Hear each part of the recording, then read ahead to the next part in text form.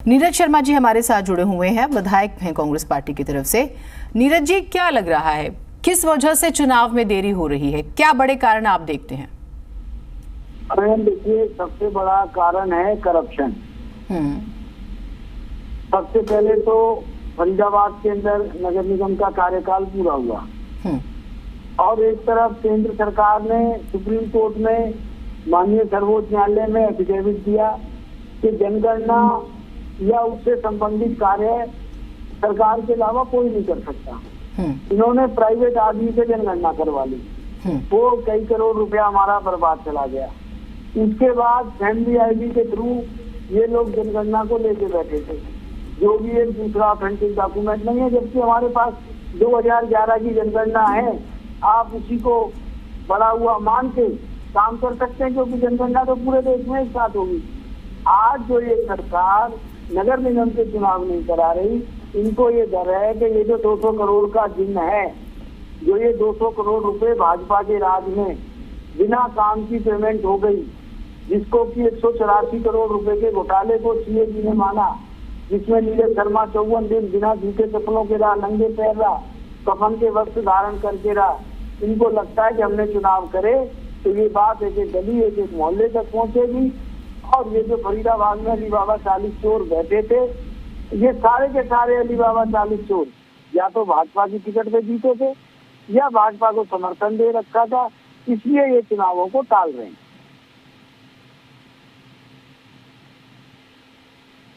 Hello जी नीरज जी, अब एक बात बताइए, आप कह रहे हैं कि जनगणना है 2011 वाली, उसी के आधार पर कर लीजिए। दिल्ली में भी तो डिलिमिटेशन हुई थी जब एमसीडी के इलेक्शंस होने थे। आपको नहीं लगता कि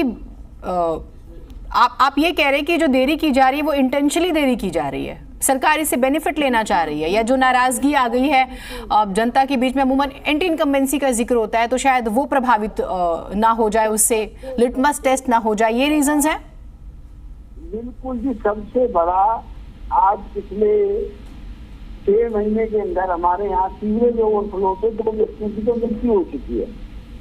डेवलपमेंट के नाम पे जीरो हैं, किस मुंह से तो ये जाएंगे वार्डों में वोट मांगने कि हमने वार्ड में क्या किया, वार्ड की कैसे काया पलट करी, जबकि मेयर बीजेपी के थे, सीनियर डिप्टी मेयर भाजपा के थे, डिप्टी मेयर भाजपा के थे। नगर निगम में मैंने पहले कहा कि 40 में से ज्यादातर पार्षद या तो भाजपा के थे या भाजपा समर्थित थे। और सबसे बड़ी बात कि जो 200 करोड़ का घोटाला हुआ, 200 करोड़ का तो एक घोटाला मैंने पकड़ा था, ऐसी पता नहीं कितनी जांचें और चल रही हैं। लोग जवाब मांगेंगे हमारी सड़कें कहाँ है, हमारी गलियां कहाँ है, सीवरेज का पानी क्यों बाहर बैठ रहा है। और हालात इतने बदतर हैं हमारे शहर के कि पहले तो चलो ये होता था कि एमएलए काम नहीं करा पा रहा, मंत्री नहीं करा पा रहे, अब तो वो कामनी बिटिया है हमारे यहाँ बाल कल्याण पॉकेट की, उसको 2.5 साल हो गए मुख्यमंत्री जी को टिक करे हुए कि मेरी शादी कैसे आएगी, मेरी बारात कैसे होगी। मुख्यमंत्री जी ने टेम्परेरी सीवरेज का पानी निकलवा भी दिया। आज 15 दिन से फरीदाबाद में बारिश नहीं है, आप सर्वे करिए कॉलोनियों का, सेक्टरों का, सब जगह पानी खड़ा हुआ है, सीवरेज ओवरफ्लो है। नहीं, पानी की स्थिति तो नीरज जी सुनिए, पानी की स्थिति तो समझ में आ जाती है, एक बारिश जो है वो प्रशासन के दावों की पोल खोल देती है। आप एक 200 करोड़ रुपए के स्कैम का जिक्र करें, एक बार बताइएगा क्या है वो कथित घोटाला जिसका आप जिक्र कर रहे हैं? मैम, वो कथित घोटाला ये है, मैं नहीं कह रहा हूँ, अब तो सीएजी की रिपोर्ट है। आप अपना कोई नंबर दे दो, मैं आपको सीएजी की रिपोर्ट व्हाट्सएप करा दूंगा, आप अपने दर्शकों को भी दिखा सकते हैं। मैडम जी, हमारी नगर निगम के अंदर एक सतवीरा ठेकेदार था, उसके साथ अधिकारियों और नेताओं ने मिलके वॉल्यूम बढ़ा दीजिएगा नीरज जी का, बननी है 5 लाख की, सीधा 40 वार्डों में ही एक पुलिया के एस्टीमेट बनाए, पेमेंटें हो गई, मौके पे काम 1 रुपए का नहीं हुआ और उस सतवीरा को 184 करोड़ की पेमेंट हो गई। विजिलेंस की जांच चल रही है, चीफ इंजीनियर लेवल के अधिकारी अंदर जा चुके हैं, जमानतों पे बाहर हैं। आईएएस अधिकारियों ने माननीय उच्च न्यायालय से स्टे रखे हैं कि हमें जांच में शामिल न किया जाए, हमसे जांच ना कराई जाए। और सरकार फेवर ये कर रही है, सीएजी ने जो 184 करोड़ रुपए का घोटाला बताया, उसमें से विजिलेंस जांच सिर्फ 20-25 करोड़ रुपए की कर रही है। और नगर निगम के रिकॉर्ड रूम में आग लग चुकी है कि जो पता नहीं लग पा रहा पूरा, जबकि चाहे तो सरकार, मेरा ये मानना है प्रशासन चाहे तो हवा ना चले, क्राइम तो बहुत दूर की बात। अच्छा, अब एक चीज बताइएगा, मैं सियासी सवाल ले लेती हूँ। हम कोशिश कर रहे हैं कि बीजेपी की तरफ से भी कोई जुड़े ताकि हम उनसे भी बात कर सकें।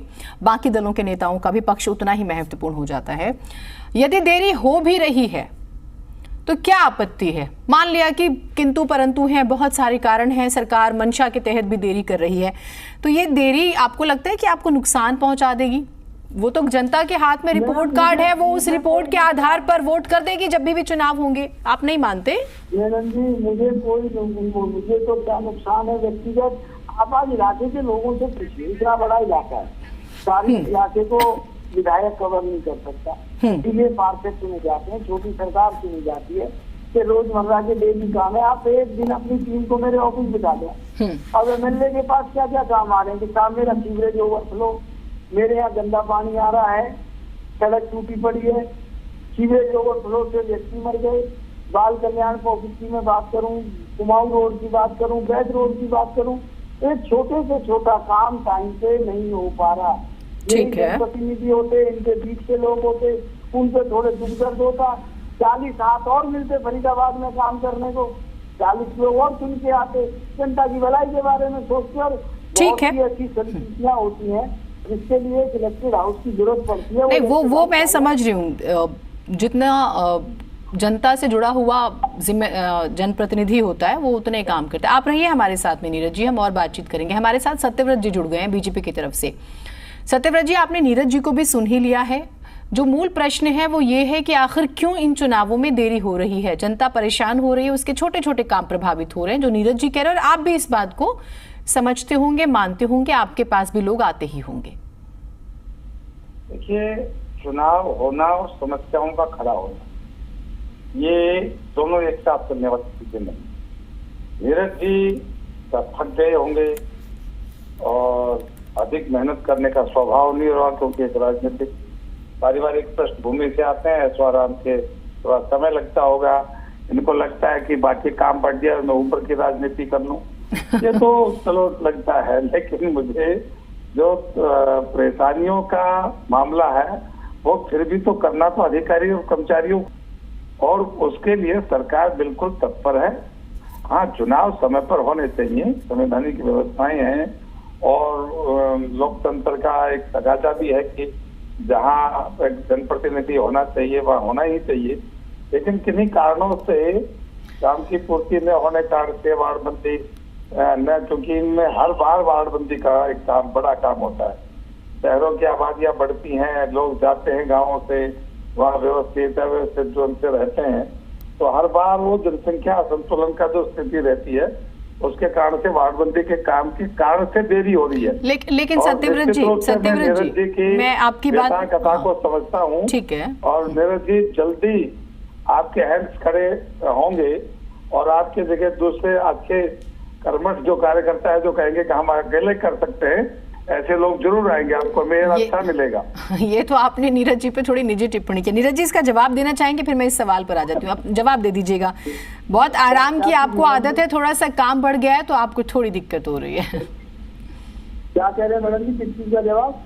आपने शायद सुनी नहीं। सत्यव्रत जी, अपनी बात दोहरा दीजिएगा। नीरज जी, मैं ये कह रहा था कि नीरज जी एक राजनीतिक पारिवारिक पृष्ठभूमि से आते हैं, ऐशो आराम की आदत है, मेहनत करने का स्वभाव नहीं है, इसलिए वो काम के बंटवारे के लिए कुछ चाहते हैं। वो तो अच्छी बात है, हो जाएगा, लेकिन ये सब बाकी काम तो फिर भी तो ऑफिस में ही होते हैं। ऑफिस में बैठने वाले आपके जो साथी होंगे, मेयर होंगे, उनका काम और आपका काम एक नहीं होगा। ठीक है नीरज जी, जवाब दीजिएगा जल्दी से। मैं मैडम जी इन चीजों में ना बहस में नहीं पड़ता। मैं तो एक बात जानता हूँ, मौके की रिपोर्ट सबसे बढ़िया होती है। ये जो बाबूजी हैं, आप इनको बोलो कहीं ना जाए, मेरी एनआईटी विधानसभा का दौरा कर लें अपनी टीम के साथ। नगर निगम के चुनाव ना होने से जनता को क्या दिक्कत हो रही है, क्या नहीं हो रही है, अपने आप पता लग जाए। दिक्कत तो होती है, अंकुश ही नहीं है। हाँ, आज अंकुश ही नहीं है। ठीक है, अब सत्यव्रत जी एक चीज बताइएगा। नहीं ठीक है, आपकी जो बात है ना, हम वो उसे तो समझा जा सकता है, लेकिन सत्यव्रत जी एक चीज आप ईमानदारी से बताइएगा, वार्ड बंदी में कितना समय लगना चाहिए सर? 1-1 साल, 1.5 साल, 2-2 साल? आप ही बताइए, क्या ये जायज है? ये लचीलापन जायज है? हाँ, मैं अनावश्यक बात नहीं करता। ये वार्ड बंदी का काम तो विद इन टाइम, समय से पूर्व करना चाहिए। यानी जब चुनाव का समय है उससे पहले पिछले जो टाइम पीरियड था उसी के अंदर होना चाहिए था। अगला चुनाव कैसे होगा? जैसे का समय डिजोल हो और वो अगले वार्ड क्या नाम का चुनाव हो तो वार्डबंदी तैयार होनी चाहिए। ये निश्चित रूप से लेट है और लेट के कारण केवल सरकारी तंत्र में बैठे कुछ लोगों की अति व्यस्तता का कारण हो सकता है, कुछ और कारण हो सकते हैं, लेकिन मैं उसको जायज नहीं मानता। अगर लेट हो रहा है तो वो ठीक है, नहीं, जो काम जिस समय होना चाहिए। हमारे यहाँ तो देसी कहावत है, जो बीजा काम लेट होते भारी हो, जैसे जैसे लेट होगा तो काम तो वजन तो बढ़ता ही है उसके ऊपर। सत्यव्रत जी, ये बात मुझे आपकी बहुत अच्छी लगी कि आपने इस बात को स्वीकार किया। ये बहुत अच्छी बात है कि अगर देरी हो रही है तो वो गलत है और समय से होनी चाहिए थी। अब क्या आता है, पॉलिटिकल इंटेंशन पर सवाल उठते हैं, जो नीरज जी भी उठा रहे हैं और भूपेंद्र सिंह हुड्डा साहब ने भी कहा कि सरकार दरअसल डरी हुई है और इसी वजह से इतनी देरी कर रही है। अब इस आरोप पर आप क्या होता है कि हर विषय पर पॉलिटिक्स तो होनी ही होती है और होनी भी चाहिए, अन्यथा मुद्दों को छुआ ही नहीं जाएगा। जी जी, देखिए ये जो डर का शब्द है ना, हाँ, डर शब्द, ये डर शब्द कांग्रेस इसलिए कहती है कि सत्ता से बाहर है। कभी भी ऐसा नहीं होता कि सरकारें किसी एक चुनाव के कारण से और वो उसमें कोई तब्दील होती है तो उसकी पावर बढ़ जाती है, तब्दील उल्टा हो जाता तो उसकी पावर घट जाती है। ये केवल एक बात करने की बात है। आप बता कि जिस मैंडेट के लिए लोकसभा का चुनाव होता है और तुरंत बाद विधानसभा का होता है तो उसमें अंतर आ जाता है। विधानसभा में कुछ मिलता है, लोकसभा में कुछ मिलता है, स्थानीय नगर परिषद या नगर निकाय के चुनाव में कुछ और होता है। तो इसमें तोलने की और बात नहीं है, तो केवल बात कहने के लिए कही जा रही है।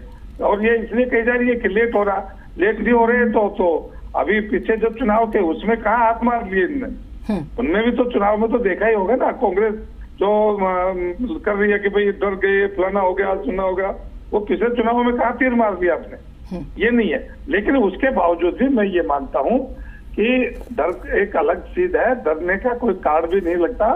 सरकार 60 से 5 साल पूरे करेगी, जनता की सेवा करते करते करेगी, लेकिन ये भी एक सरकार है, इसका भी समय पर चुनाव होना चाहिए, ये मेरी मान्यता है। बस ये बात कह के आप बच गए सत्यव्रत जी, नहीं तो ये देरी जो है ना, ये बड़ी मुसीबत है। वैसे नीरज जी, अब सत्यव्रत जी इस बात को मान तो रहे हैं, लेकिन ये नहीं बता पा रहे देरी हो क्यों रही है। अच्छा, वो एक बात तो कहते हैं कि काम करने वाले तो अधिकारी हैं, कर्मचारी हैं, लेकिन मुझे याद है जब दिल्ली में भी एमसीडी के इलेक्शन में देरी हुई थी तो स्पेशल ऑफिसर जो है, ताकि वो निगम को चलाएं, तैनात किए गए स्पेशल ऑफिसर्स, और वो बजट डिस्टर्ब ना हो, काम होता रहे, काम प्रभावित ना हो। लेकिन क्या कोई ऐसा सिस्टम भी नहीं है? चाहे मैं गुरुग्राम की बात करूं, मानेसर की ही बात कर लूं, फरीदाबाद का जिक्र करूं। हाँ, बोलिए आप। मैडम जी, मैं एक बात बस फोन रख रहा हूँ, मेरा कोई भाई बार बार फोन कर रहा है, कोई दुख तकलीफ में होगा, ऑफिस में भीड़ भी ज्यादा है।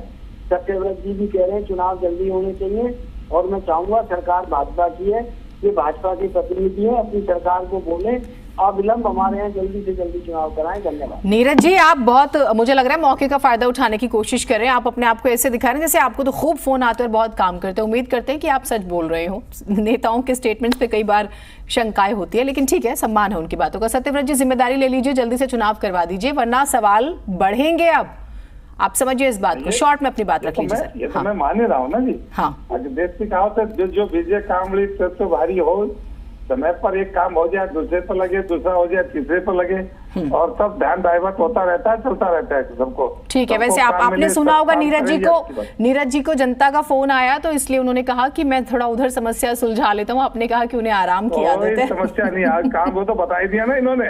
अगर कुछ काम बट जाते, यानी मेरी खाल खिंचाई हो रही है, इसलिए मुझे लगता है कि भाई नगर निगम के चुनाव होते तो मेरे पास समस्या नहीं आती, वार्ड के लोग अपने आप सुलटते। तो इसका मतलब सीधा है ना, अगर जब आएंगे तो आप उससे बच जाएंगे। चलिए, ठीक है। ये कहना जो है ना, ये ठीक नहीं है। ठीक है सर, समय मेरे पास इतना ही था, मैं माफी चाहती हूँ। आप लोग जुड़े, बहुत शुक्रिया आप लोगों का, लेकिन उम्मीद करते हैं कि जनता परेशान हो रही है तो निगम का काम जो है, चुनाव हो जाए ताकि निगम के काम रफ्तार के साथ शुरू हो जाए, बजट प्रभावित ना हो।